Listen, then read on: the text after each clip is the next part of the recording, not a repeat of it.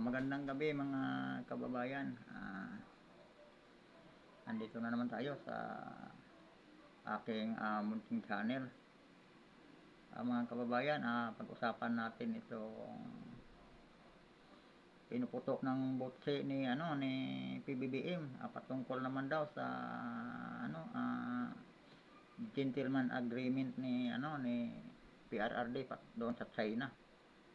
Ewan ko anong niya dito mga kababayan. Bago tayo magsimula mga kababayan, like and subscribe naman sa sa munting channel. Mga kababayan, ito si PBBM talaga para siyang nilalanggam dito patungkol dito sa sinasabi niyang secret agreement daw ni PRRD sa China. Kasi mga kababayan, medyo tagilid yung foreign policy ni PRRD, ni PBBM. Alanganin siya sa kanyang foreign policy mga kababayan. At pilit niya ngayong binubutas kay PRRD itong secret deal daw. Maging ang mga mainstream media mga kababayan, wala tayong ibang mapapanood ng mga balita, wala tayong ibang mapapakinggan kundi itong secret deal ni PRRD sa China. Pakinggan natin itong mga ni PBBM mga kababayan bago tayo magbigay ng ating mga komento.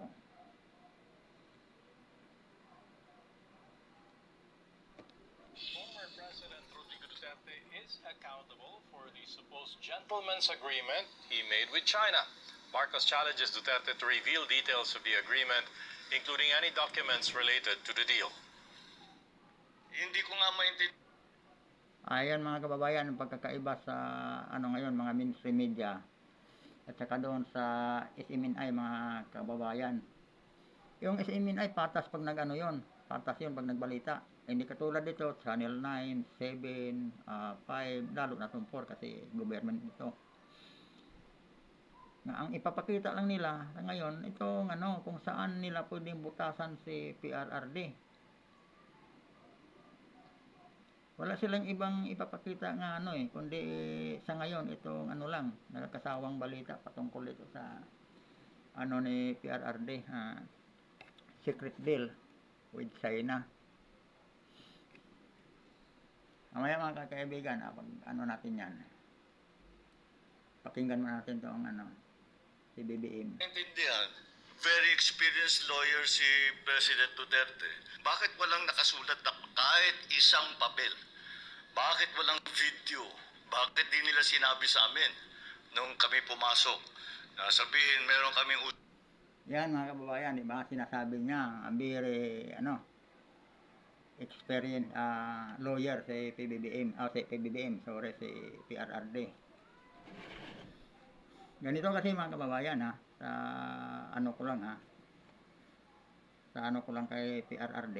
Sa obserbasyon ko lang, si PRRD kasi mga kababayan isang magaling na leader. Isa siyang tactical hindi siya basta-basta leader nga nagpapahamak sa niya, sa bayan niya.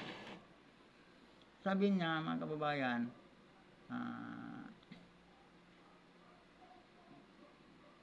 wala daw sa makikita hindi yung patungkol doon sa secret deal ni PRRD sa China.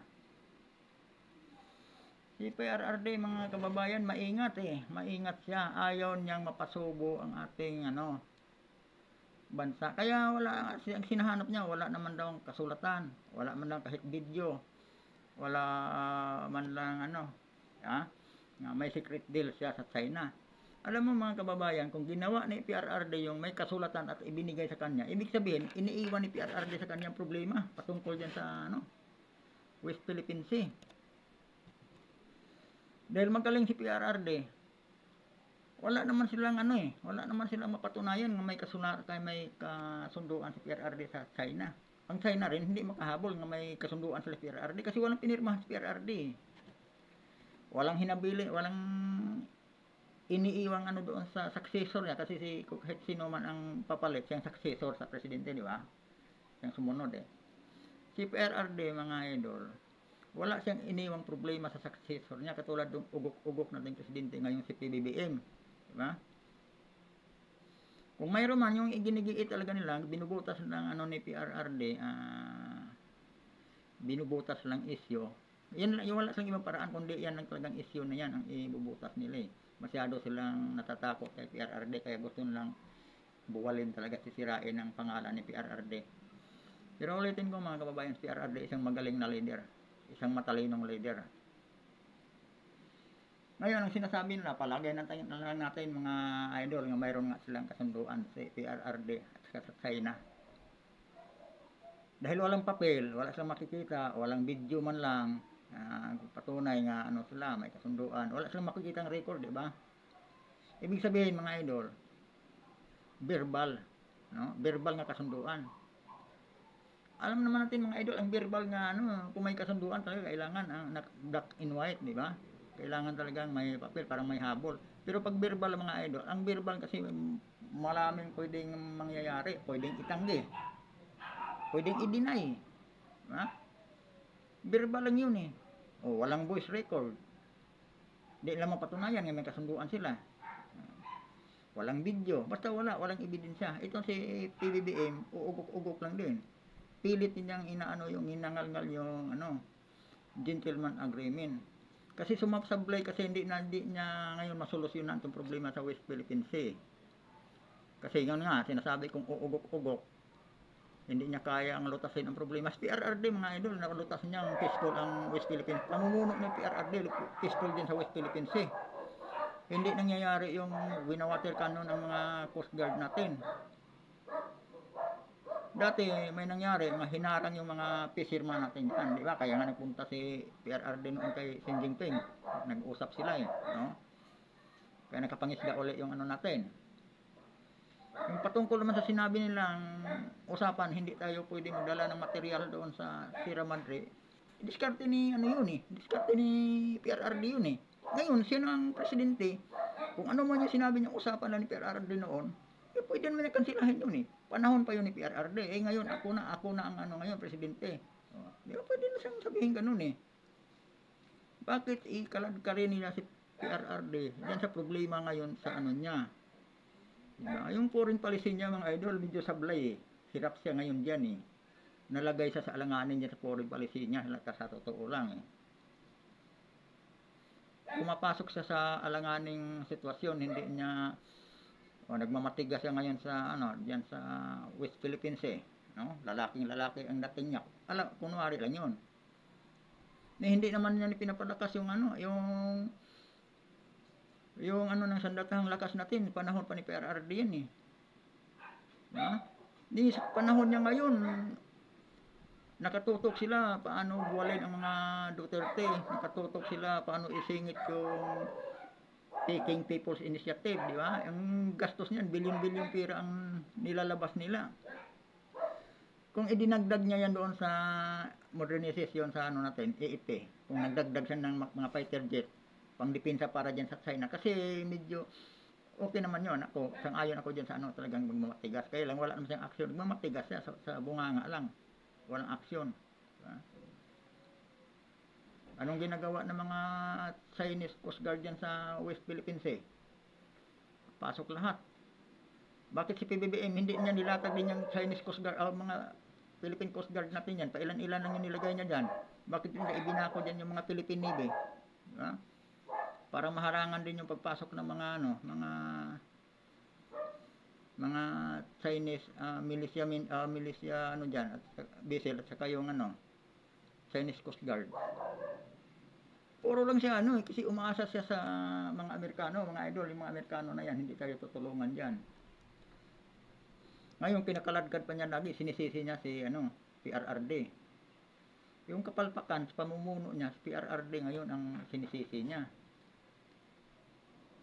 Pilit nilang inaano yung ano ni PRRD, yung gentleman agreement sa China. Wala nga silang makikitang ebidensya, wala nga silang makikitang record na may gentleman agreement eh. Ayun talaga ang ninangaw-ngaw nila, pati yung mga mainstream media nga bayaran eh.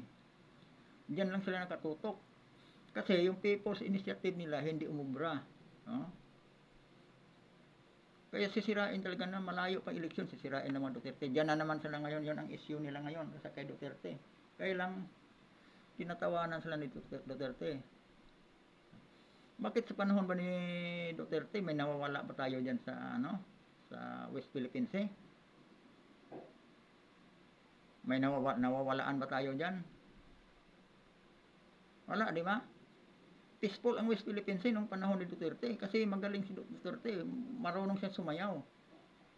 Basta wala lang maargabyado sa niya, mga tauhan niya. Walang nasaktan. Di katulad kay PBBM ngayon, may nasaktan 3 Coast Guard eh. Winawaterkan yun, hindi sila makaganti. Tapos ngayon, sasabihin pa ng mga mga BBM defender vlogger, mga vlogger defender na hangang-hanga sa kay PBBM, sablay naman.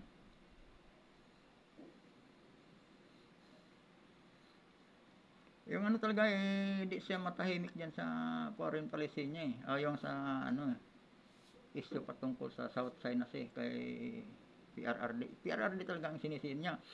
Bakit panahon ni yung hindi pagdala ni PRRD ng mga materials diyan sa diskarte niya yun eh. Parang hindi walang mapasubo sa mga Pilipino, walang mapasubo sa mga Philippine Coast Guard.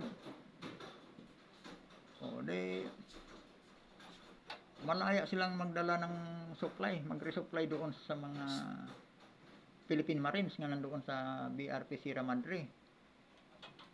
Hindi katulad sa kanya ngayon. Ha? Ang kanya-kanyang style lang yan mga idol, kanya-kanyang diskarte sa mga presidente natin. Patungkol dyan sa West Philippine Sea. Si PBBM talong-talo sa diskarte ni Estrada eh. Alam mo mga idol kung bakit sinasabi kong talong-talo sa diskarte ni Estrada. Sinong nagpasadsad yan sa BRP Sierra Madre na yan dyan sa Ayungin Shoal? Parang yun ang magiging outpost ng mga sundalo natin. Di ba si Estrada? Kasi kung hindi yan ginawa ni Estrada, wala na sa atin yung Ayungin Shoal na yan. Pinosisyonan na ng mga Chinese yan.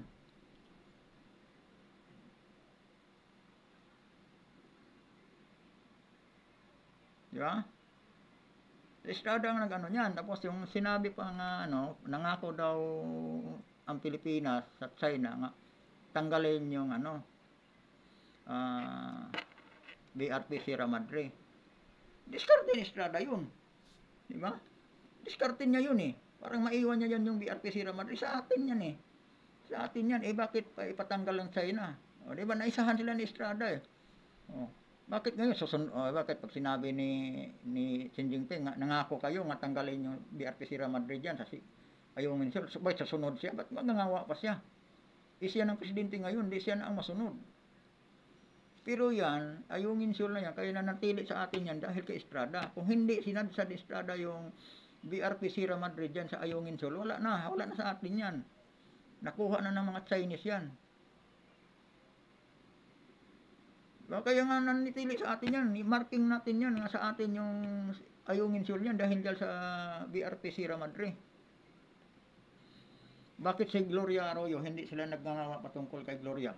Kasi si Gloria wala nang ngayon, wala nang asim mga idol. Kahit babalik man si Gloria dyan sa lalaban sa politika, wala nang asim ngayon si Gloria. Hindi katulad ni PRRD nga siya pa talaga sinusunod ng mga tao. Yun lang ngayon na insecure si BBM kay PRRD. Kahit ngayon siya presidente pero mas lamang ang mga taong nagtitiwala kay PRRD. Yun ang hindi talaga matanggap ng mga dilaw. Tingnan natin mga idol. Kaya yung mga Chinese na yan, noong di pa naman talaga yan masyadong agresibo dyan sa West Philippines Sea. Noong ginawa ni Gloria Arroyo, mga idol, sa panahon ni Gloria, naalala niyo yung joint exploration sa China sa Philippines. May 3 bansa yun eh. Joint exploration dyan sa sa West Philippines Sea. Dyan sa loob ng ating exclusive economic economic zone, di ba? Exclusive yun para sa atin lang, pero pinapasok ni Gloria ang mga Chinese dyan, nag-explore sila dyan sa loob ng ano, doon na-discover ng mga Chinese na ang laki ng deposito ng langis dyan sa ano natin, dyan sa economic zone natin, ha. Doon talaga nag-ano yung mga Chinese, ang laki pala, na-interest lang ngayon mga idol, kaya dyan ang inaagaw na nila eh. Bakit hindi nila hinabol si Gloria? Si Gloria ang pasimuno dyan eh. Pero mula pa noong 1995, may mga naitayo ng ano dyan, yung mga Chinese dyan, mga reclamation, nagtatayo na ng mga building dyan sa labas, saka sa loob ng ating ano, exclusive economic zone. Diba? Ilang ano yung naitayo nila dyan. Ang pinaka ano talaga, yung panahon ni Aquino, sila ni Trillanes, diba? Nung nagtayo na talaga ng ano dyan sa loob natin. Bakit di nila yan hinahabol? Bakit si PRRD, ang kay PRRD, pamumuno ni PRRD, peaceful yung ano niya, West Philippines eh, walang nasaktan dyan eh. Andyan na yung mga Chinese, gigiri-giri na talaga dyan. Kaya lang, ang ano, presidente, madiskarte eh. Kumbaga si PRRD, ayaw niyang malagay sa alanganin ang mga Pilipino. Hindi katulad ngayon ni itong uugok-ugok nating presidente ngayon, mga idol. Di ba? Aanga-angay. Feeling astig siya, kaya lang wala naman sing magawa, wala naman ginagawa. Bakit kaya niya ba ngayong makipagsabayan sa mga Chinese? Di ba? Kung gusto niya, bakit di siya magpaano ng reclamation dyan sa ano? Tatayuan din niya yung katulad sa ginawa ng mga Chinese. Talagang matapang siya. Kaya lang ang problema, ang pagkakaiba, yung China, may mga equipments, kayang-kaya na magtayo ng ano dyan, mga facilities, kasi may mga equipments sila eh. Dito sa atin, masyadong kurap ang gobyerno natin eh. Ang inuuna nila, yung bulsa nila, hindi yung depensa nga para sa sambayanan, hindi yung depensa para sa mamamayang Pilipino, hindi yung pangdepensa para sa bayan. Ang inuuna nila yung mga bulsa nila eh, mga tiyan lang mabubusog eh. Wala silang pakialam sa ano eh, bayan eh. Alam niyo kung bakit nasabi ko yan, mga idol. Hindi ako hindi talaga ako political vlogger, mga idol. Kumbaga ngayon lang talaga nag-ano ako sa yung mga nakikita ko. Hinahayag ko lang, mga idol, yung mga na-observe sa ayon sa naobserbahan ko sa mga nangyayari ngayon dito sa ating bagong administrasyon eh. Ito si PBBM, todo suporta talaga ako nito noong panahon ng eleksyon. Nakipag-away talaga ako para dito sa na to, kandidatura ni PBBM. Dahil nga mula sa tatay niya, binabato sila, pinapaulanan talaga sila ng mga black propaganda eh. Noon kasi nang isip ko doon patungkol kay Marcos Sr. Kasi marami namang nagawa. Doon sa amin lang, tinamasa namin hanggang ngayon, ginagamit pa ng mga Tagalite yung San Juanico Bridge. Project ni Marcos yun. Ang daming nagawa si Presidente Marcos noon, yung tatay niya, na medyo hindi yan inaano sa balita, no? Pilit nga pinagtakpan niya ng mga, ang pinalabas dati sa mga balita, yung mga yung pang-aabuso sa panahon ni Marcos. Ngayon, yung iba, hindi naman si Marcos ang nag-aabuso. Kumbaga sinabutahe lang, tapos ipagbintang lang sa kanya. Yun ang pinanigan yun, walang katotohanan yun. Kumbaga, biktima lang si Marcos, sinisira lang ng sa kalaban sa politika. Kaya sinusuportahan natin si BBM. Ngayon, nung naupo si BBM, inaabandona niya yung pangako niya sa atin, mga kababayan, yung pangako niya sa mga Pilipino, inaabandona niya. Ang inuna niya, yung sarili nilang agenda, political agenda. Tapos, ang masakla pa ngayon, sinisira pa niya si Duterte kasi alam niya, insecure siya kay Duterte. Siyang presidente, pero si Duterte ang kay Duterte ang simpatiya ng mga tao. Kaya insecure siya eh. Kaya pilit lang sinisira ang mga Duterte. Balik tayo dito sa mga kababayan, yung talagang ginagawa niya ngayon. At sinakyan siya ng mga mainstream media. Ito pang ugok nga Antonio Policarpio. Yung Policarpio ba to? Yung dating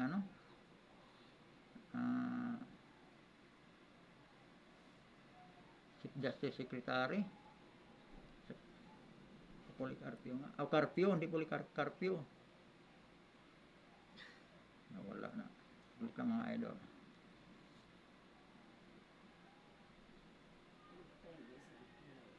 Former President Rodrigo Duterte is accountable for the supposed gentleman's agreement he made with China. Marcos challenges Duterte to reveal the Highly experienced lawyer, he should Highly know experienced that lawyer ad nga. hominem attacks like that are really have no place in this kind of very important High cholesterol? Drink Del Monte Heart Smart with Redoxol that helps lower cholesterol in as early as 4 weeks. and very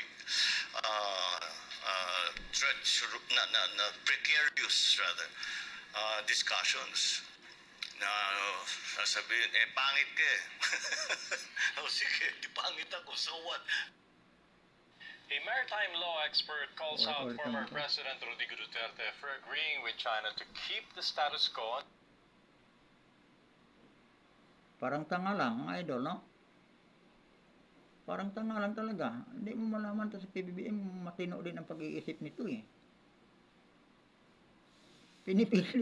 Pinipilit niya yung secret agreement. Wala naman, siya lang mismo nagsabi, wala ring makikitang record.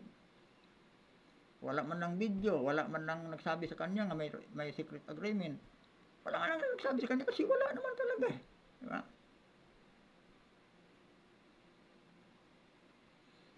Kaya nga mga idol, yung sinasabi ko sa inyo kanina. Kung mayroon man siguro yan ay isang verbal agreement, di ba? Kasi sabi niya walang record, wala siyang hinahalong patla, wala siyang makikitang record patungkol sa secret agreement. Walang video, wala man lang wala nagsabi. Ibig sabihin, kung mayroon mang si PRRD, kasi ulitin ko, systematic nga yan si PRRD, ang mga idol, leader. Systematic nga yun sa PRRD, madiskarte yun nga leader. No? Ayaw niyang mapasubo yung mga Pilipino, ayaw niyang pag-alis niya, ayaw niyang mag-iwan siya ng problema doon sa successor niya. Diba? Kasi kung may agreement sila, may pinipirmahan siya, nakipagkasundo siya sa China, di mapasa yun sa successor niya. May panghahawakan ngayon ang China. May kasunduan kami. Pero kahit may kasunduan niya, pwede niya i-revoke kasi panahon niya na siya ng presidente ngayon eh.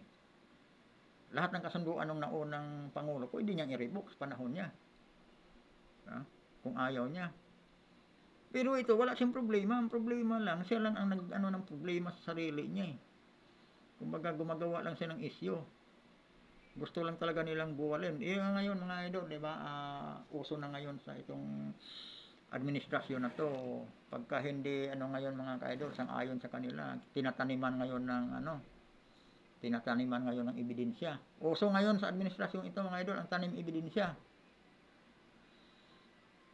Uso ngayon yung pagka hindi ka sumasang-ayon sa kanila, hahanapan ka ng butas, suspende ka, papalitan ka.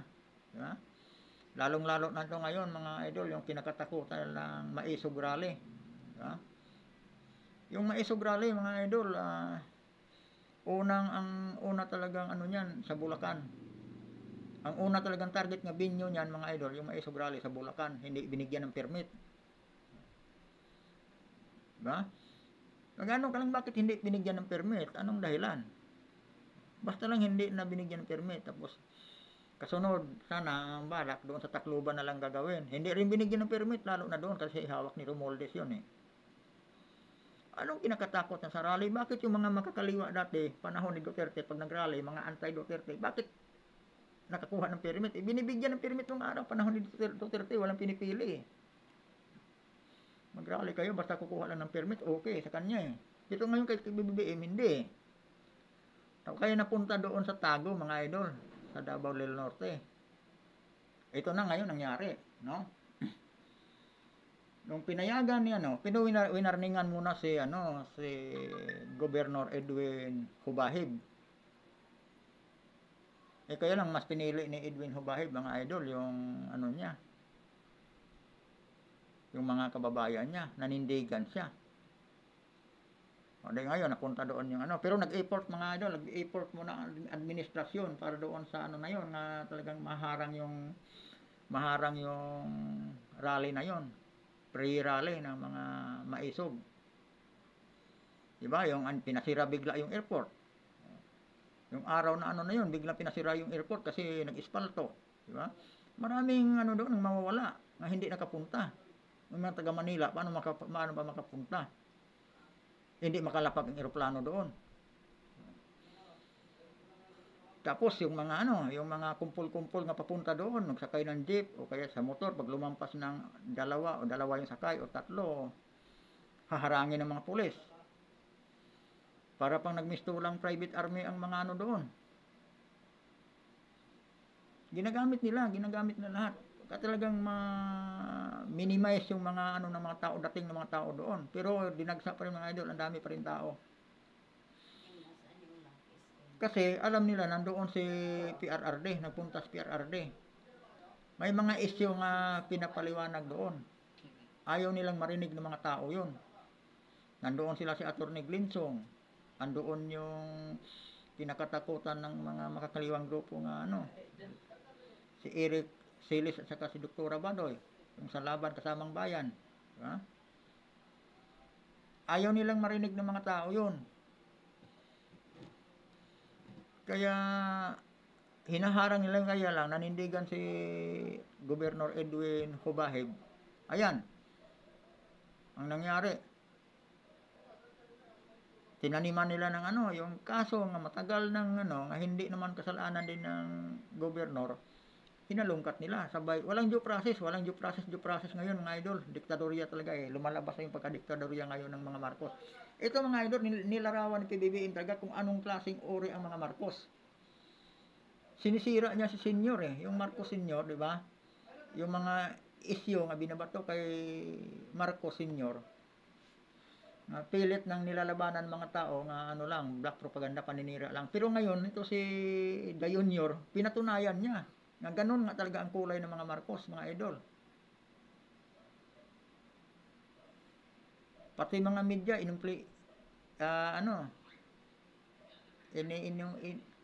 influensyahan nila. Control nila ngayon mga media. Diba? Siguro, totoo yung sinabi. Mayroong isang media man, mga idol, nagsabi. Kasi, narinig lang yung mga sa mga vlogger. Wala nang tiwala mga tao sa mga media dahil sa mga balita nga ipinalabas sa media ay yung mga kasinungalingan lang, paninira lang. Mga Duterte lang talaga ang nakatutok. Sabi naman ng isang media man, hindi daw nila gusto ang ginagawa nila no? Hindi daw nila gusto yung ginagawa. Anong ibig sabihin mga idol? Ngayon, nung pag-isip-isip ng mga tao, ako nga naisip-isip ko, kaya nga siguro sumusunod sila sa administrasyon kahit ayaw nila, nadidiktahan kasi pag hindi sila sumunod mga idol, katulad sa SMNI nga manindigan talaga, prangkisa nila ang nakataya. Tatanggalan sila ng prangkisa kasi ang may hawak ng franchise nila ay mga congressman. Alam niyo na mga congressman hawak din ni si ang siga diyan, si Tambaloslos, yung sabi ni Pulong Duterte nga taking Panginoon. Tama nga siguro kaya sila nahawakan kahit ayaw nila, pero siyempre hindi lang naman ma-influensyahan basta-basta yung kundi mayroon pang palubag loob. Siyempre mga idol, may yun.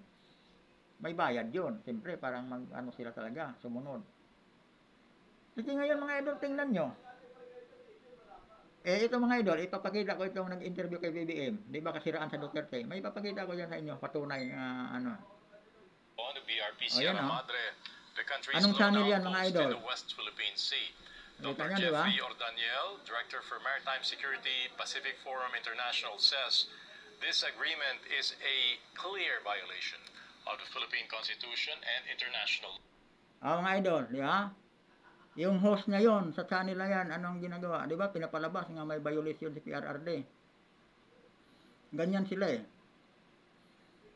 Pero pakita ko sa inyo mga idol, yung sa SMNI naman. Parang clear tayo.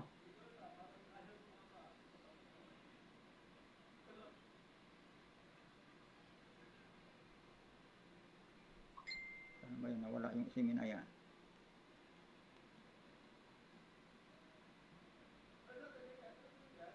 Ito mga idol, sa SMNI. Pero lang to sa SMNI kasi Wala na yung franchise nila. Tingnan mo mga idol, itong mga taga-SMNI, nga manindigan, walang kikilingan. Pati yung side niya, no, ipapaliwanag din nila. Ito mga idol, tingnan nyo. Parang sa akin, masama ng loob ko eh. Ang sama-samang loob ko kasi isa ako sa sumusuporta, nakikipag-away pa ako para kay Bongbong, tapos sobrang napudol. Iba kasi yung hindi intentional. Right now, I do not see him as Ang 7 idol, magpapalabas ba ng ganyan? Hindi. Ang 9, hindi. Lalo na yung 5, hindi. Kasi ito, against kay PBBM yung sinasabi ni ano eh. Tutuloy tayo mga idol. parang worthy of my respect. In fact, I see him as an enemy of the people. Kasi hindi na siya nakikinig. And the worst, yung mga tao pa niya, ang ginagawa ng gobyerno natin ngayon is totally ignoring public service. Ang ginagawa nila ngayon, nakaw dito, nakaw sa kaliwa, nakaw sa kanan. Parang wala tayong Masasabi ba yon sa GMA7 mga idol? Yung mga ganyang issue mga idol, cut yan sa ano, mga mainstream media ng iba. Diba? 7, 5, 9, lahat ng mga mainstream media ngayon control ni ano. Pagka ganyang topic mga idol, hindi nila ipapalabas yan, hindi paparinig sa publiko yan. Pag against sa administrasyon ngayon. Ito mga idol, SMNI ang ano niya, no? tayong gobyerno sa ngayon.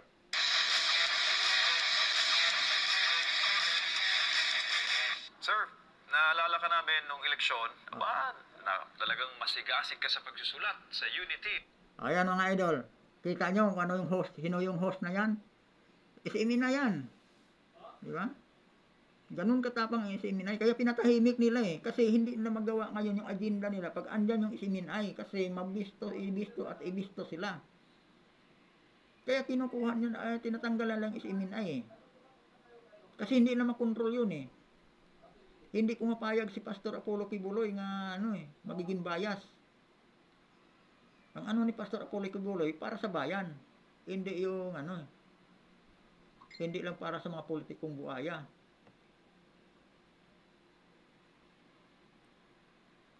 Team, what happened, sir? Ano na bang komento mo yun sa Marcos Jr. administration, especially itong issue sa drug use? Yes, during the election time, I was one of those who really believed that Marcos Jr. is for the people. He campaigned a lot. That sounds music to our ears. But when he became the president, suddenly he abandoned everything that he promised to the people. So right now, hindi na natin may isa-isay kung ilan bang issues na tinalikuran niya.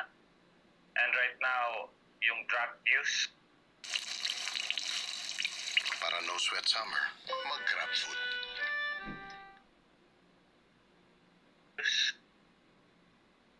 Kita nyo mga idol. Sa DMA7 hindi na pwede palabas yun. Takot sila kakasuhan eh. Diba? Sa TV5 hindi na pwede palabas yun. Yung mga ganitong issue na kumakalaban sa administrasyon. Takot sila eh. Ito, tingnan nyo itong mga host ng SMNI. Pinaparinig talaga yun sa publiko.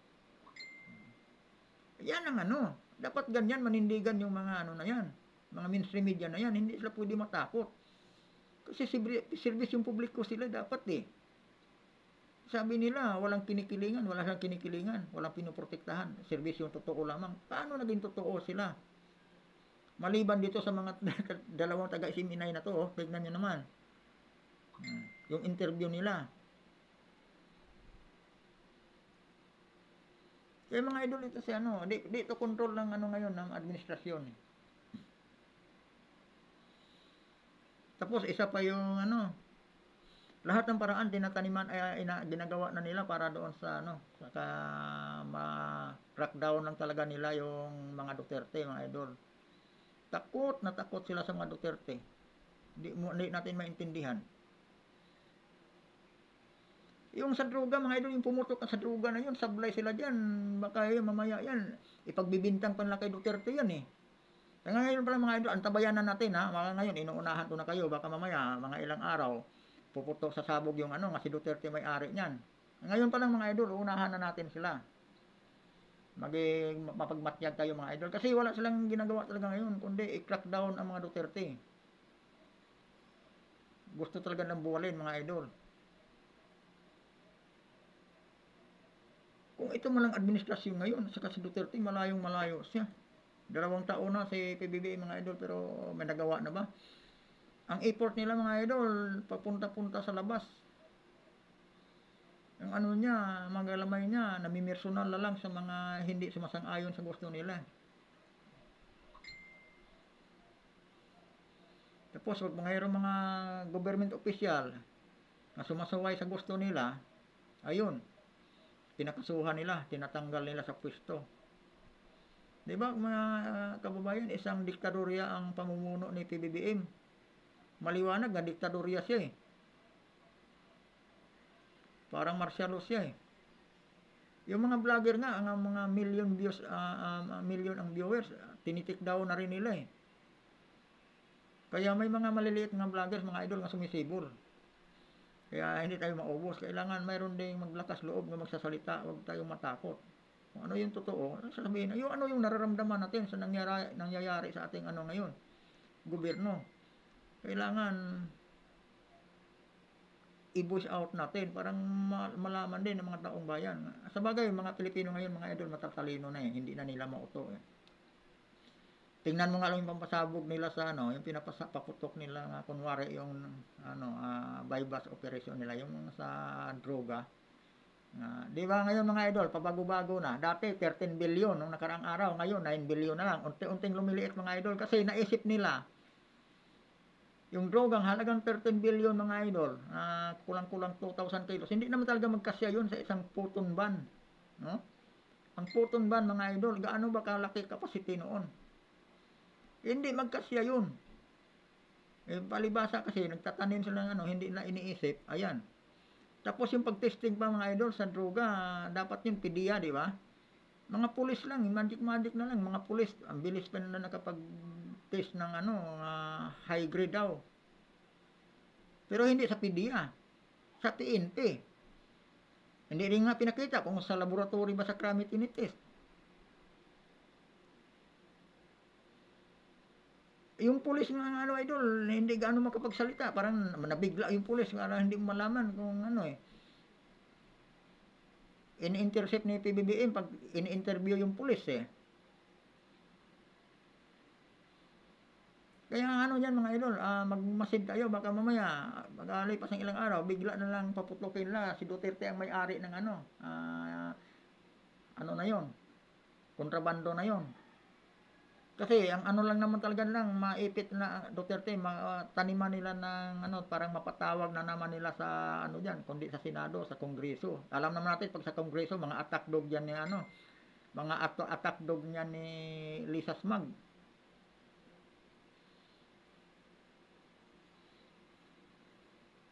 Kaya ang daming ano ngayon, siguro mga idol, nakarating na sa kanila yung ano ng mga tao, hinanakit ng mga tao, nga talagang wala nang tiwala sa kanila eh. Ang mga tao ngayon sa administrasyon nito ni PBBM wala nang tiwala eh. Diba? Puro sablay eh. Lagi silang sablay. Mahilig sila magpatawag, magpa-imbestiga dyan sa Senate at saka dyan sa Kongreso kung mayroong ano. Pero bakit yung ini-issue ni Maharlika sa kanila patungkol doon sa pagiging kidnapper ni ano, First Lady Lisa Araneta Smag doon sa Turkey, bakit hindi niya pinatawag si ano, si Maharlika? Hanggang ngayon, hindi niya pinatawag eh. Hindi sila nagreklamo. Yung pasabog ni Maharlika at patungkol doon sa pagiging bangag ni PBBM, di ba? Yung sa PDEA. Oh. Bakit hindi lang may patawag? Natatakot sila kasi pag magkarating yun doon sa korte, yung mga ebidensya nga hawak ni Maharlika, hindi na kayang counterin yun. Tatama sa kanila yun. Diba? Pero ang importante lang talaga sa nila, ma-take down nila yung SMNI. Na-take down nga nila. Naidamay pati Kibuloy. Kaya lang, yung puso ng mga tao, hindi talaga umaayon sa kanila. Ang simpatiya ng mga tao, nandoon pa rin kay Kibuloy. Ayun, targetin na naman nila. Ito ngayon talaga ang target na Duterte. Ito talaga si PRRD. Wala naman silang ibang target yan ngayon. Kasi yun talaga ang tinik sa lalamunan nila. Kung ano-anong pasabog ang ginagawa. Ito ngayon nga issue ni BBM, parang tanga lang. Yung gentleman agreement daw ni PRRD sa China.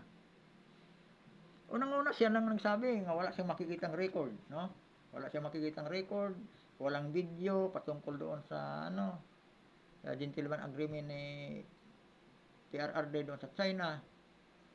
Hindi man lang siya sinabihan kung ano yung napag-usapan, di ba?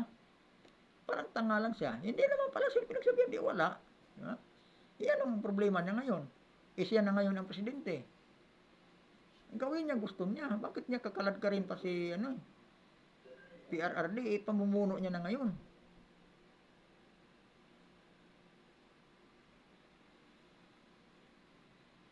Siya nang ngayon mga idol, ang totoo lang mga idol, ay yung foreign policy ni BBM, nalagay siya sa alanganin dyan eh. Tayong lahat nalalagay sa alanganin dyan.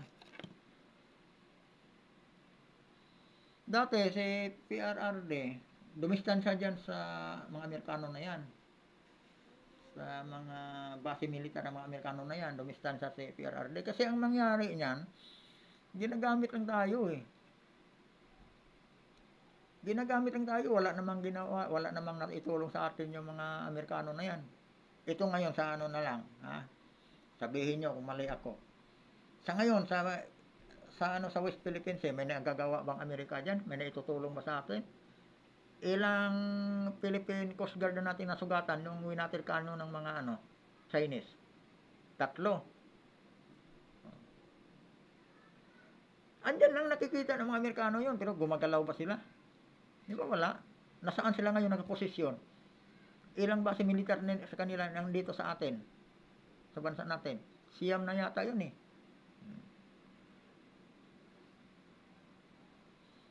Hindi nga natin alam nga ito kung anong ginagawa nila dyan sa bansa natin. Baka mamaya nag-treasure lang yan eh. Baka mamaya naghuhukay na. Hinahabol na nila ang treasure sa panahon ng World War II eh. Hindi lang natin alam eh. Anga-anga yung presidente natin eh. Masyado siyang nagsipsip sa Amerika eh. Ginagamit lang tayo ng mga Amerikano na yan mga idol. Ginagawa lang tayong puppet niyan. Matagal. Ilang taon na tayong ginagawang puppet niyang mga yan. Panahon ni PRRD, hindi yan sila kasi dumitis yan. Sabi ko nga sa inyo, systematic leader yon si PRRD mga idol. Systematic leader yan siya. Hindi siya basta-basta Yung talino ni PRRD, malayo itong mga nakalipas ng mga presidente. Yan ngayon ang pilit nilang sinisira. Kasi hindi naman noong panahon ni PRRD umunlad ang Pilipinas, di ba? Ang dami nating mga infrastructure. Sinubukan ni PRRD labanan yung traffic nga naranasan sa EDSA, di ba? Kaya nga ang daming mga karsadang mga flyover nga ginagawa, di ba? Pati mga train binubuhay para mabawas-bawasan yung traffic sa yung naranasan natin traffic. Ang pinaka-importante yung sandatahang lakas mga idol, nagkaroon tayo ng bagong equipments dahil kay PRRD. Pero ngayon sa pamumuno naman ni PBBM, parang yung siyang successor, parang hindi niya kinontinuous eh. Kung ano yung na-order ni PRRD, yun lang mga idol. Yung ibang hindi pa dumarating, hindi pa na-deliver, yun lang hinihintay. Dapat yun, yung programa nga iniwan ni PRRD, dapat yun continuous niya. Pero parang wala eh. Ang effort niya nakatutok sila doon sa political agenda nila eh. Kaya kawawa mga taong bayan. Ito namang ibang mga kapwa natin mga vlogger, hindi lang natin maintindihan kung ano talaga ang nila panindigan, yung prinsipyo nila. Kung sila ba'y para sa bayan, sila ba'y para sa mga Pilipino, di ba? O sila ay to earn money lang. Sabagay, talaga yung mga vlogger, natural lang naman talaga, naghahagad din ng kumita. Pero, ano lang, yung sapat lang. Hindi yung, kasi kapag ka vlogger, dapat, sa YouTube lang tayo sumasahod. Kayo sumasahod, kami wala pa naman eh. Kayo mga ano, kayo, si YouTube lang naman talaga magpapasahod. Kasi mga empleyado tayo ng YouTube eh. Hindi na kailangan nga people's money pa ang makuha natin. Di ba? Kasi pag binabayaran kayo ng ano, parang gagawin kayo mga BBM vlogger protector. Siyempre, pira ng bayan ang ibabayad sa inyo, mga idol eh. Mahiya naman kayo. Kaya yung si YouTube ang magbayad sa inyo kasi mga empleyado kayo ni YouTube eh. Ha? Huwag nyo na anuhin yung mga, kasi ang dami na yung kababayan nga naghihirap. Ang pera natin, hindi natin malaman kung saan dinadala. Kaya itong sigaw ni PRRD, isa pa rin yun, kaya gusto nilang buwalin si PRRD parang matahimik. Ito ngayon, yung sa meeting, pag ano doon sa maisog meeting, sinabi na naman ni PRRD, ilabas nyo ang liquidation para malaman namin kung saan ginagastos ang pera ng bayan. Ayaw nila noon mga idol, yung liquidation kailangan ilabas, ipakita sa taong bayan. Parang malaman kung saan napunta ang tao, ang pera ng mga tao. Pinapabuksan yung libro mga idol, open book. Doon malalaman kung saan mapunta yung pera ng mga tao, pera ng bayan.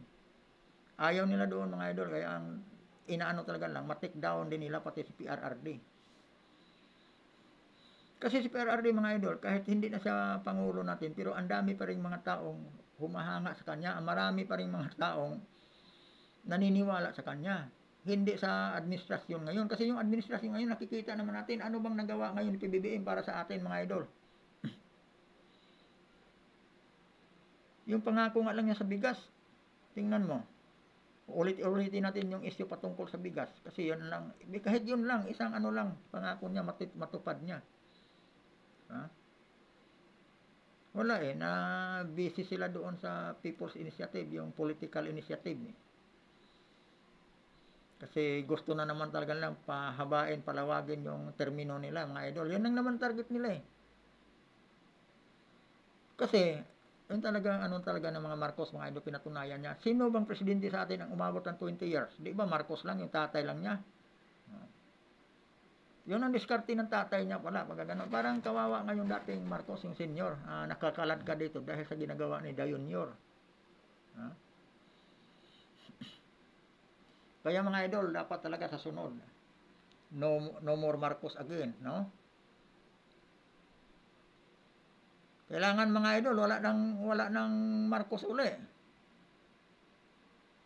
Kasi mahirap ito naman ngayon, no? Di ba? Tagilid tayo, nabudol tayo ng isang Marcos. Nagtiwala tayo sa isang Marcos. Ito ngayon, naghihirap tayo, di ba? Walang utang na loob ng Marcos na to eh. Ang tatay niya, ilang taon nakalagak doon sa hindi malibing-libing. Kung hindi nakaupo si Duterte, mga idol, hindi malibing yung tatay niya.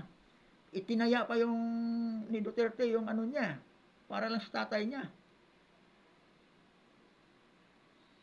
Yung islat niya doon sa sabi niya, yung islat ko, ibibigay na lang doon para lang mailibing.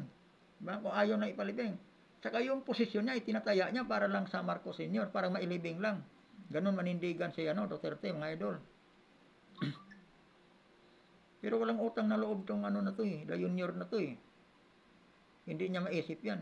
At saka hindi siya maging pangulo kung hindi sa Duterte, kundi dahil kay Sara. Diba? Kung lumaban si Sara ng presidente, hindi talaga yan siya mananalo, mga idol. Hindi talaga yan siya maging presidente. Si Sara dapat.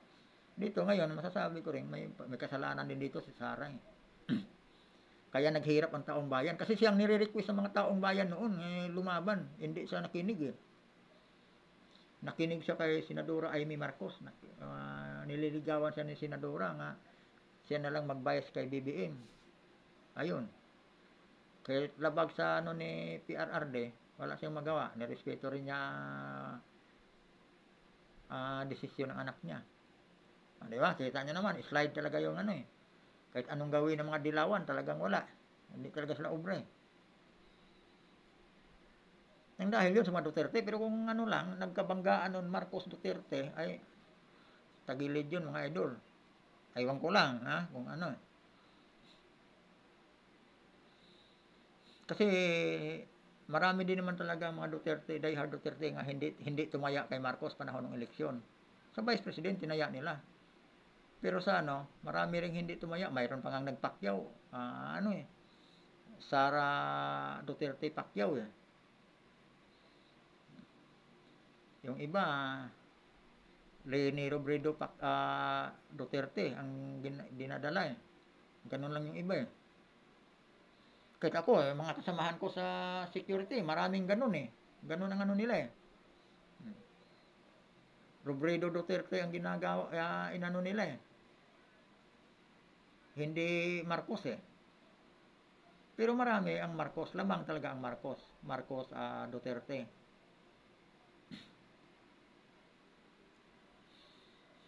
Ang dami yung mga pangako mga idol, kaya lahat yun wala na eh.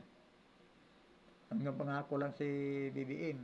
Kaya ngayon, yung mga tao, pinaparamdam din ng mga tao na nawala ang tiwala na kay BBM. Yun ngayon, siguro, naisip na rin nila, yung war on drugs, di ba?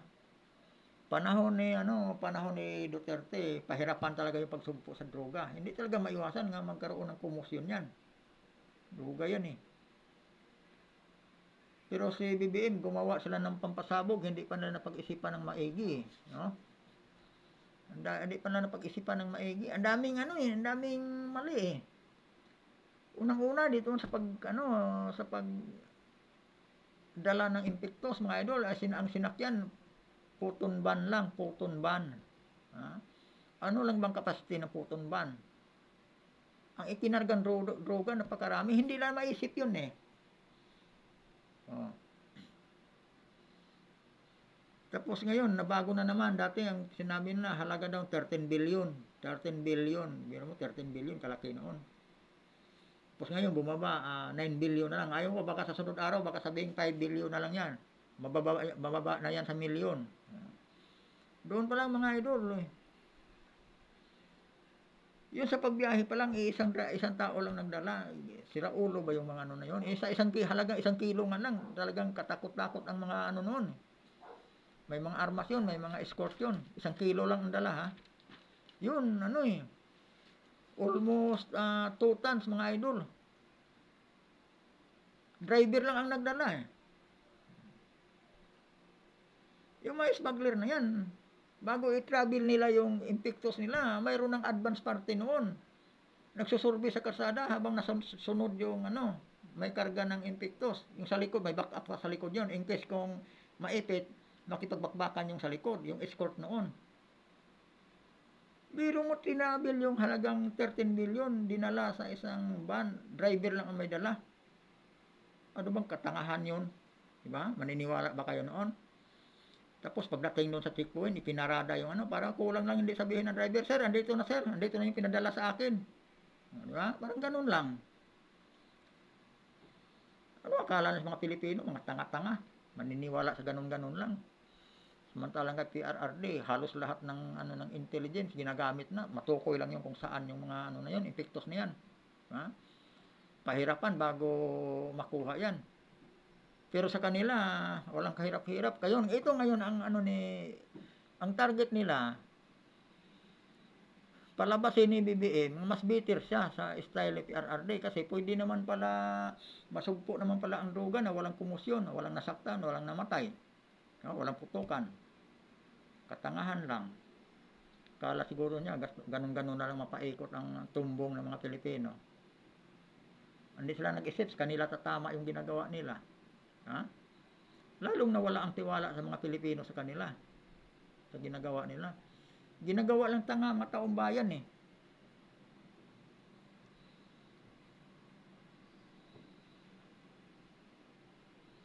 Mayroon pa ako napanood nga video diyan mga idol, yung paliwanag ni Professor yung ngawa-ngawa ni BBM. Ito mga idol.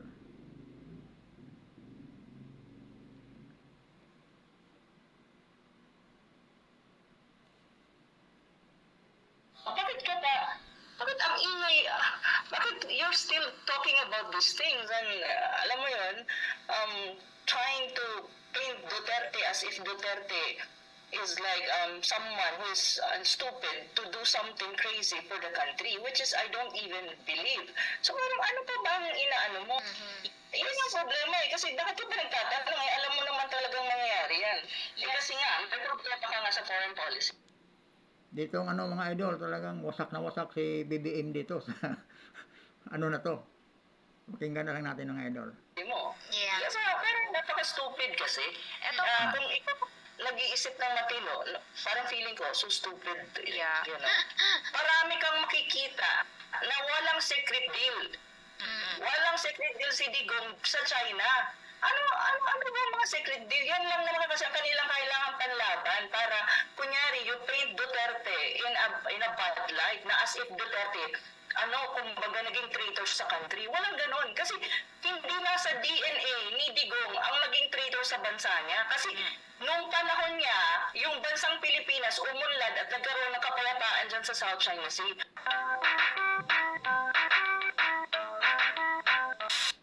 Medyo sagad yung schedule. Pero kaya nga sabi ko, pa ang 3 p.m. activities. At saka alam mo, saludo talaga ako kay Prof. Kasi nga, kahit konting oras, pinagbigyan talaga tayo mga partner. Short advisory, no? Yes. Anyway, sige, pahatawin na natin si Prof dahil maganda yung topic natin. May kinalaman sa secret. Secret. Dito mga idol, sa sinasabi ni Prof, dito, durog na durog si BBM dito. Aywan ko ano masabi sa mga loyalist ni BBM dito. Lalong-lalo na yung mga vlogger defender niya. Yung mga vlogger nga defender kay BBM, pakinggan nyo ito. Saka kayo maglabas ng komento. Pasinungalingan nyo itong sinasabi na nito. May sekreto nga ba? Ayan, ha, Prof, ha? Dahil may binabanggit na sabi nga itong si BBM daw nag-resign, no? Doon sa kanyang sinasabing secret agreement sa pagitan ng China po at ni dating Pangulong Rodrigo Duterte. Ano pong masasabi niyo tungkol dito? Oo nga, nabasa ko yung kanilang press release at the moment. At today actually nabasa ko kanina at sinasabi nga, at saka nabasa ko din yung transcript sa parabang ginawang media interview ni PBBM kagabi ata o kahapon. At yun nga, napag-usapan doon yung mga issues related to the South China Sea dispute. At yun nga, na pinupush niya talaga ang rhetoric niya at narrative niya na there's such a thing as a secret deal. Tapos biglang may banat siya na kung ano man daw itong mga agreements before and during the time of Duterte, nirevoke parang nire-revoke niya o nirevoke na niya. Yes po. Oo. So, sabi ko, naisip ko naman, kung nirevoke mo naman pala, matagal na at alam ko, even before pa, itong mga sinasabi, even before pa, 3 to 6 months ago, I think, sinabi na rin niya yan na I'm rescinding all possible agreements daw. Na mayroon ang Pilipinas between China, may it be a gentleman's agreement or whatsoever from the previous administrations, hindi lang ni Duterte nire-rescind niya o nire-revoke niya. Opo. So ngayon ang tanong ko, kung nire-revoke niya naman pala, bakit ka ba? Bakit ang ingay? Bakit you're still talking about these things? And alam mo yun, trying to Si BBM kasi, mga idol, para siyang yung sinasabi niya, hindi niya, minsan parang hindi nanggagaling sa kanya kaya paulit-ulit Ha? Katulad nung nagpa-interview sa patungkol sa droga, di ba? Panoorin yung video ng mga idol, paiba-iba yung niya. Pag inuulit ng ibang reporter yung nalilito siya sa sinasabi niya. Dito sa issue dito, sa yung issue dito sa secret agreement, parang rin, di ba? Nasabi niya nang, nirevoke na niya yung ni Duterte, di ba? Ginansila niya, di wala na dapat yun. Pero paulit-ulit pa rin siya. Nagngangawa pa rin siya. Ibig sabihin, parang hindi niya alam yung sinasabi niya. paint Duterte as if Duterte is like someone who's stupid to do something crazy for the country, which is I don't even believe. So parang ano pa bang inaano mo? O, kung nirevoke mo, so ano naman ngayon? Kasi pag sinabi mong nirevoke, ibig sabihin, sa administrasyon niya, yung lahat ng mga agreements, quote unquote, na pinasok or it be a gentleman's agreement or may kasulatan before his administration, during the previous administration, walang visa na. Yes. Oo. Yun yan eh. So ngayon, ang tanong ko, why do you still insist with the secret ko na deal ni Duterte at ni Makikita natin mga idol, gumagawa lang talaga sila ng paraan para masiraan na si Duterte. Diba? Wala naman silang ibang ano pa ngayon eh. Kundi patungkol yun sa West Philippine Sea na lang ang issue nila. Parang masira na si Duterte. At saka yung ulitin mga idol, yung patungkol sa droga, baka mamaya kay Duterte rin ang huling ano nun. Si Duterte rin ang ano lang nila, patibong nila yun para ipagbintang kay Duterte. Kaya mag-isip kayo mga idol, kung yung talagang high ano yun ha, ang big time syndicate yun, kasi 13 billion ang halaga eh. Almost 2 tons high grade nga ano siya po, di ba? Pero bakit isang tao lang ang may dala, driver lang. Doon ka magtataka eh. Doon ginagawa lang bubo ang sambayan ng Pilipino eh. Pwede ba yun? Samantalang yung 1 kilo, ilang tao ang carrier niyan, may mga armas pa. Ay yung halos 2 tons nga ano, 1 tao ang may dala, mali pa ang ginamit na sasakyan. Ha? 1 tao lang nang dala, mali pa yung ginamit na sasakyan, kaya palpak nga sila eh. Gumagawa mo lang sila ng drama, palpak pa. Mamaya, kay Duterte naman ibintang to. Pag ano lang natin mga idol, pag obserbahan lang natin, mamaya matutuko itong hinala ko eh. Ni President Digong at saka ni President Xi ng China.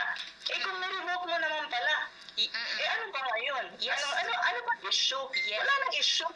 Yes nga, Prof, no? Yes po, dagdag ko lang din doon po kasi sabi niyo nga ba, sabi din po kasi Prof ni Justice Carpio po, na sinabihan niya po talaga si Duterte na tell the truth about gentleman's agreement with China. Sinabi na nga di ba ni dating Pangulong Rodrigo Roa Duterte na walang gentleman's agreement. Bakit niya po talaga ito pinipilit, Prof? Kasi yan lang ang kaya nilang iboto kay Duterte, and that's already ano na yan eh, propaganda against the Duterte, especially kay President Duterte right now, kasi lumalakas ang opposition at dumadami ang tao na nag-o-oppose sa current administration, especially in how they're handling the South China Sea dispute with China. Marami. There are a lot of people already in the Philippines, in and out of the country, na mga Pilipino, they are speaking against the current administration handling of the dispute, na nag-e-escalate yung tension instead na de-escalate mo.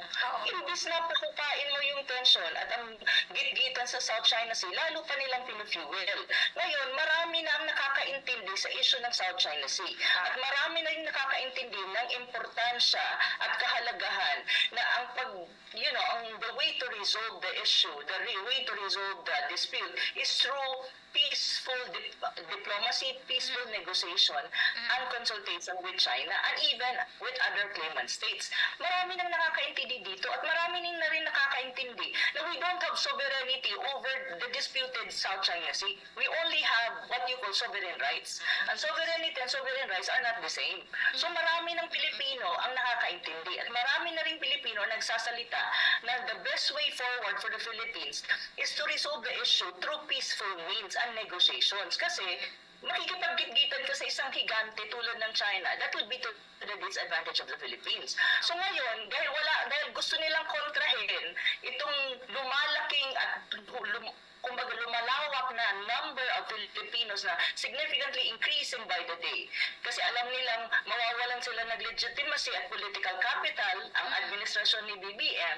So ang ginagawa nilang pangsalang dyan, ang pangkontra, is yung tinatawag daw na secret deal, na tinatawag nilang secret deal ni Duterte with China, which yung mga idol, ano lang talaga sila, yung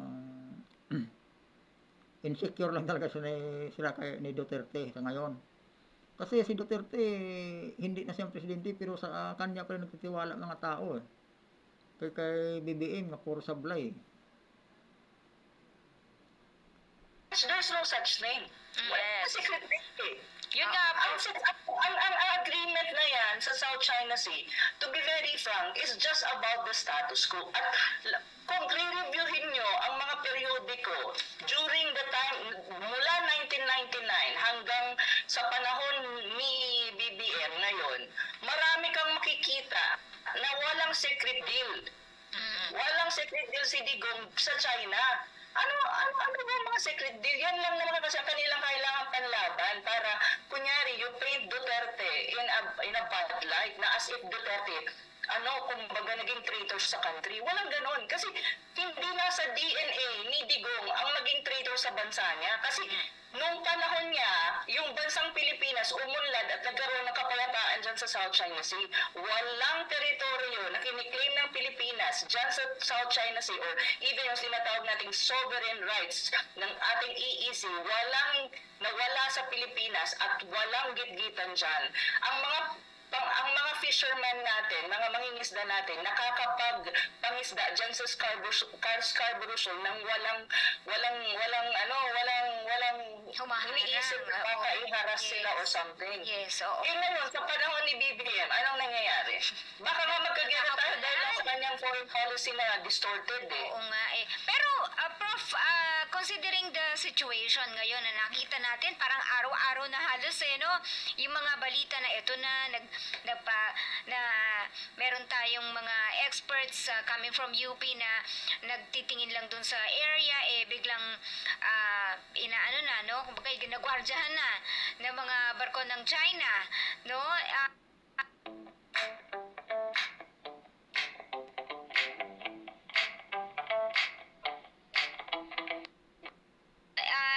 Andun kumbaga parang nagkaroon na ng pag-iinit sa magkabilang panig. Still ba sa tingin mo appropriate pa rin na i-push natin itong negotiation na ito with China?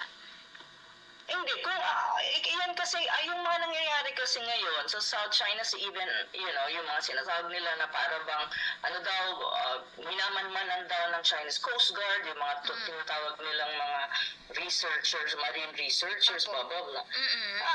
Consequence yan lang nangyayari sa atin ngayon between China and the Philippines eh. That's part of the consequence. Sa foreign policy na belligerent vis-a-vis China ng current admin. Wala kang magagawa. That is a consequence. That's a logical and natural consequence. Now, ang tanong, how would you prevent that? The only way you prevent that is by, trying to reshift your foreign policy toward China in a more diplomatic, in a more, peaceful, sincere, open-minded, and pragmatic way. So, bumalik ka sa diplomasya at bumalik ka dun sa pag-uusap. Kasi pwede mo namang kausapin yung bansang yan eh. Hindi naman ibig sabihin na iisnabin ka nila. They are open. Hindi kasi yan magagawa ni PBBM kasi hindi niya eh. Kumbaga, hindi naman siguro ganun kabubuo ng BBM. Hindi kasi niya kaya yung style ni Duterte. Duterte kasi systematic, ulitin ko mga idol.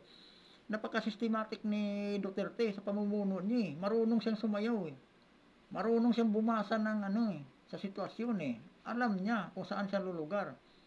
Alam naman niyang wala kayong laban diyan kaya sumasayaw siya, talagang maingat siya. Kaya lang itong si PBBM ay pilit hinahanapan ng butas.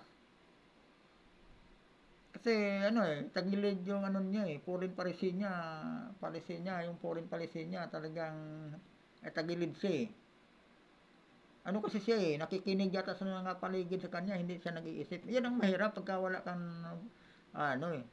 sariling diskarte. Papahama ka lang ng mga nakapaligid sa'yo, ayun na. Katulad ngayon. Kaya siya, kasi umaasa siya sa Amerika. Sigurado siyang tulungan tayo ng Amerika. Pagka binumba ng mga yung mga Philippine Coast Guard natin, sigurado ba kayo agad-agad makaresponde Amerika? Hindi pa mga idol. Di naman basta gagalaw yung mga yun kung walang order galing doon sa ano eh, White House eh. Pag-usapan pa yun ng ano nila eh, Congress nila eh. Aabutin pa ng ilang buwan yun bago magbaba ng desisyon. Di ubos na tayo. Oh. Wala tayong sapat na kakayahan para pangtapat sa China. Tulad ngayon, yung tulad ng ano ni BBM. Naka-stack yung ano ng ano natin, modernisasyon ng EEP, yung billion budget natin nakatutok doon sa mga scam nga ayuda. Oh, yung mga peking ayuda na 'yan. Tapos yung sinisingit nilang budget doon sa di pa alam kung saan gagamitin. Kung yan, ibinuhos lang yan doon sa EEP Modernization Program, di sana, kahit pa paano, mag-improve yung mga ano natin, madagdagan yung effort ni Duterte para dyan sa mga sundalo natin, pangdepensa sa bansa natin. Eh, wala eh. Dapat pa nga yan, nung panahon ni Marcos, pinagtutuloy-tuloy yun sa naging successor niya, yun si Cory Aquino. Walibasa, si Cory Aquino, hindi naman talaga binoto ng tao yun. Naging presidente lang yun dahil doon sa yung sa EDSA Revolution. Naging revolutionary presidente naman yun eh. Eh wala ring malasakit sa bayan, nalugmok tuloy ang bayan dahil sa kanya. Noong umupo si Ramos, ganoon pa rin, di ba? Pinabayaan yung natin sa depensa. Yung budget para lang sa sarili nila. Oh. Nung maupo si Irap, hindi rin nakatapos. Pumalit si Gloria, wala pa rin. O, di ba? Pangungurakot pa rin ang nasa isip. Nung umupo si Aquino, ganoon pa rin, lalo na. O. Durog-durog ay yung mga supply ng ating mga sundalo noon, puro mga lokal na, at saka ang mga combatants nga ng mga sundalo ni panahon ni Aquino, tali-tali na ng alamre. Habang nag-ooperasyon sa kabundukan yung mga sundalo, yung mga gamit. Nakatikim lang sila ng ginhawa nung dumating si Duterte. Nung dumating si Duterte, yan agad ang kinukontra pa nga yan ng ibang mga senador kasi wala daw lalo na yung mga dilawan. Wala daw pundo, walang pundo ang gobyerno, pero may budget para sa mga government official, yung mga congressman na yan, ang mga senador, ang lalaking budget yung mga yan. Yung para sa depensa, wala. Pero si Duterte talaga hindi patitinag. Manindigan talaga yun. Kung para sa bayan, kung alam niya para sa bayan, nakipaglaban talaga yun. Ayaw nga niya TRO yung project ng gobyerno eh. Diba? Bago siya umupo, ang sabi niya, ang policy niya, ayaw niya ng lowest bid.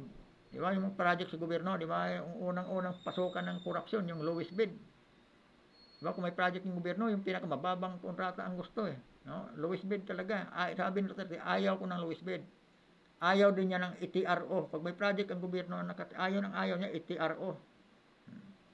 Kasi naalala niyo mga idol, yung dyan sa likod ng Trinoma, yung project dyan, na nakatiwangwang, hindi magawa-gawa, kasi naka-TRO. Pagdating ni Duterte, bakit natuloy? Natakot sila. Bakit nang umpisahan yon natuloy? O ngayon, patapos na nga eh. Ilang taon nakatiwangwang yung panahon ni Aquino. Kasi tinitro, gago din yung yung tanimbala sa airport. Pagdating ni Duterte, sabi talaga ng Duterte, pag may nabalitaan sa uling, may nahuhulihan ng bala sa airport, ipapakain daw niya yung bala. Doon sa mga empleyado sa airport, at saka yung doon sa sa pulis, yung malapit nga dyan, malapit nga police station. Pakakainin daw niya ng bala yung mga yun. O nahinto. Ay ngayon, pag ni BBM, ngayon, ayaw na naman. May tanimbala na naman uli. Diba?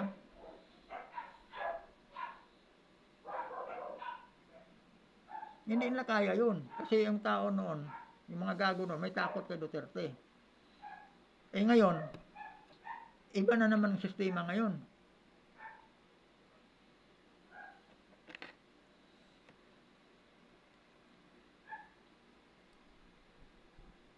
To negotiation, they're open to talks. But make it sure that when you talk to them, you don't change every now and then. Yes. Kasi ang problema ng current administration declaration ni BBM, kakausapin nila, magbibigay sila ng mga blah blah blah, we will have talk, blah, blah, blah. And then suddenly, mamaya iba ang moves nila on the ground. Iba yung sinasabi, iba yung action. So Yes. kung ikaw din naman ang China, would you trust the current admin? It's a logical consequence that no country, if you act like that, will trust you. Yes. It's but logical and it's natural consequence. So bakit ka pa nagtatanong kung may mga nangyayaring ganon sa South China Sea? Like for example, yun, minaman-mana ng ating mga researcher dyan sa may South China Sea, nagre-research or whatsoever they're doing. Would you ask a question again? And would you make it like, na, ano po ba, hinihingi mo yan, hiningi natin yan eh. Oo. Tayo, humingi kung bakit sila ginagawa nila yan sa atin eh. Yun yung problema eh. Kasi bakit ka ba nagtatanong eh? Alam mo naman talagang mangyayari yan. Eh, kasi nga, may problema ka nga sa foreign policy mo. Yeah. Kasi parang napaka-stupid kasi. Kung ikaw nag-iisip ng matino, parang feeling ko, so stupid. Yeah. You know? Ito pa, Prof, nais din po ni PBBM na magpaliwanag po si dating Pangulong Rodrigo Duterte. Gusto din po niyang malaman kung sino po yung kausap niya, sino ba talaga ang kausap, ano pa talaga yung pinag-usapan nila, ano yung pinagkakasunduan nila, at kung ito ba ay isang official thing or what is it, a personal thing. Ano ba talaga ito? At dahil daw wala po daw silang nakikitang record kahit saan katumingin, wala po talagang record. So yung ginawa po daw nila, Prof, is sekretong ginawa lahat ito. What Okay, can you say that is about beside this? the point na, Carla. Yes. Yung mga nagsasabi ni PBBM, that's beside the point na. Ano pa mang sabihin niya, that's beside the point. Kasi, unang-una, na-explain na yan ni President Duterte na wala nang secret deal. Ang naging agreement dyan sa South China Sea during the time of President Duterte is status quo. Yeah. Status quo, imbibing the spirit of the DOC, the Declaration of Conduct of Parties in the South China Sea, na saying na status quo tayo, to resolve the dispute or may mga gitgitan man, mag-usap tayo, mag-negotiate tayo, mag-inform tayo, let's open our communication, and possibly let's have diplomacy, let's have a peaceful means of resolving the dispute. At saka siguro mag-explore tayo ng mga tinatawag nating joint exploration in terms of oil and gas, Yes. joint fishery management. Yun talaga yung Kumbaga yun hindi ang tinatawag ilan. ng agreement eh. Oo. Kumbaga pareho not kayo illegal. mag-defeat. Yes. Oo. Ito in line din Kasi naman. may basis yan ng DOC sa level ng ASEAN. The DOC is an agreement. It's not binding, but it's an agreement, a political agreement between ASEAN and China. And the Philippines part of ASEAN. So, yun talaga yun. Now, ang sinasabi ni BBM pa na, ano ba daw yan? May sekreto ba? Lalalala. So sabi ko, ilang beses na yan na-explain. May mga kabinete siya ngayon, si PBBM, na kabinete din ni President Duterte noong panahon niya. Bakit hindi niya tanongin yung mga taong ito? Isa nga dyan, si General Anyo is kanyang National Security Advisor, which is also a cabinet member during the time of President Duterte. So malamang may alam. Oo. Secretary of Defense natin during the panahon ni Duterte, kabinete din niya.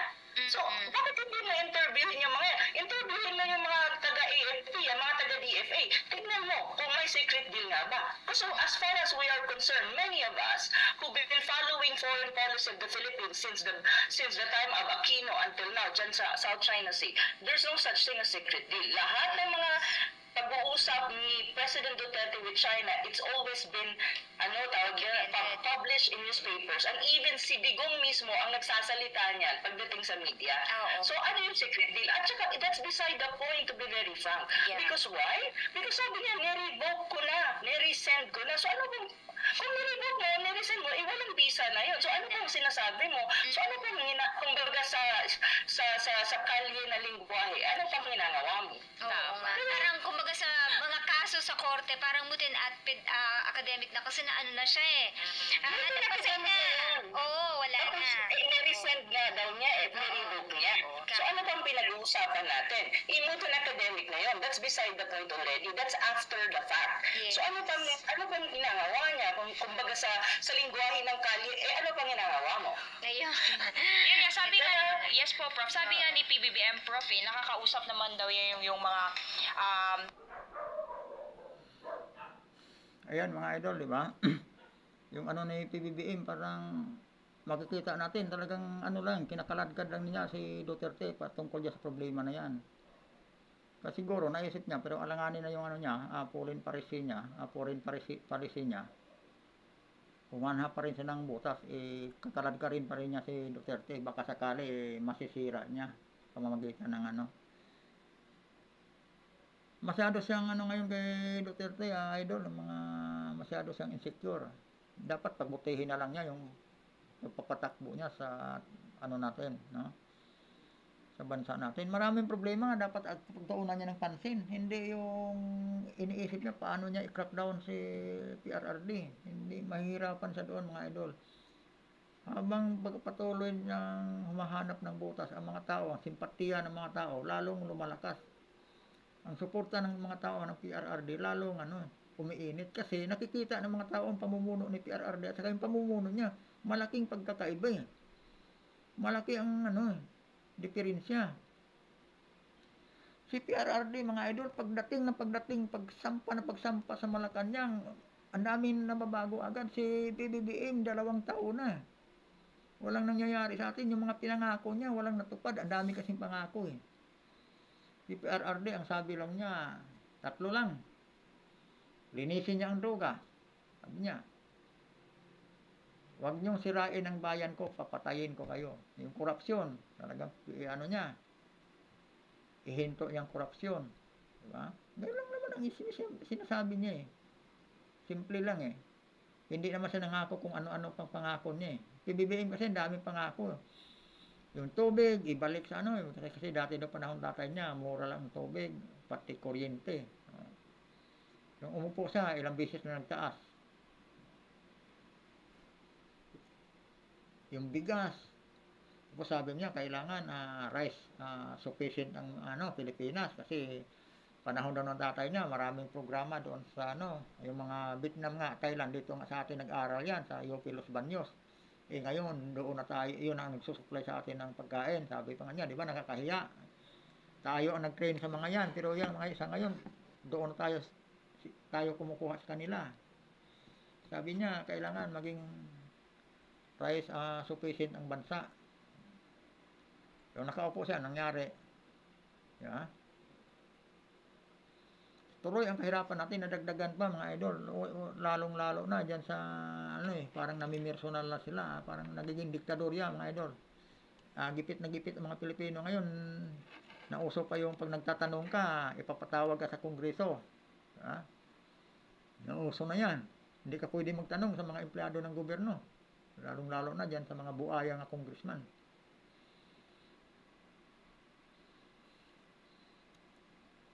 Tapos gusto pa nilang baguhin yung yung sa satsa mga idol, satsa. Sumasayaw na lang tayo ng dito. Kaya mga idol, medyo, ang lang natin mga idol, mapagmatsyag lang tayo. Ingatan lang natin mga idol, yung sa droga talaga mga idol, diyan talaga medyo kinabahan ako diyan, baka mamaya sa sunod araw niyan, Duterte na ang pagbintangan nilang may-ari ng droga na yan mga idol, Sa ngayon medyo alanganin may binabalak talaga sila diyan sa paputok na yung droga na yan. At maraming salamat mga idol, hindi ko na masyadong pabain itong video ko at medyo gabi na, hanggang sa sunod muling pagkikita mga idol. Duterte supporter mga idol, huwag nating iwanan si Duterte kahit anong mangyari mga idol. Maraming salamat sa inyong lahat.